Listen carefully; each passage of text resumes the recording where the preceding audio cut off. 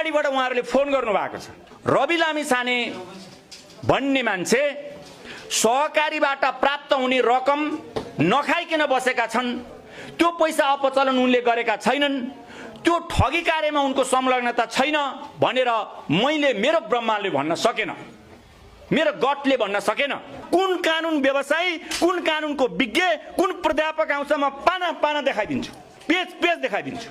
अनि मैले सोधेँ उहाँ कहाँ हुनुहुन्छ त? उहाँहरूले भन्नुभयो उहाँ यहीँ हुनुहुन्छ काठमाडौँमा। अनि तपाईहरुलाई प्रोटेक्सन गर्नुहुन्न त, सबै पैसा त उहाँले लानु भएको रहेछ।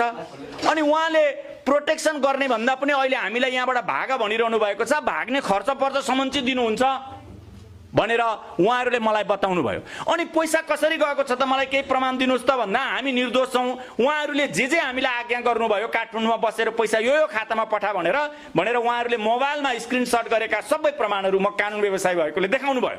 म वीरगञ्जमा मुद्दा बहस गर्न पनि गएँ। उहाँहरूले देखाएको प्रमाणको आधारमा म के तथ्यमा के निष्कर्षमा पुगे भन्दाखेरि पैसा तिनै जीवी राई र यिनै रवि लामिछाने संलग्न रहेको गोर्खा मिडिया प्रणाली अन्तर्गतको ग्यालेक्सी टेलिभिजनमा आएको तथ्य मेरा आँखाले देखेको। त्यसमा अहिले बढेर त्यसको 55 करोड पुगेको रहेछ बिगो, त्यो सानो पाइलाको। प्रारम्भिक अवस्थामा अहिले पूरक जाँडी पर्दै गएर 55 अरब करोड पुगेको रहेछ। त्यसबेला 15 करोड, मैले मुद्दाको इनिसिएसन लिँदाखेरि 15 करोडको मात्रै थियो। अब म यो पुष्टि गर्नको लागि मलाई सजिलो होस् र पत्रकार मित्रहरूलाई, यत्र टेलिभिजनको अगाडि मैले झुटो बोलेको छैन। त्यो मुद्दामा म आफै कानुन व्यवसायीको रूपमा त्यहाँ पुगेको थिएँ र ती दुई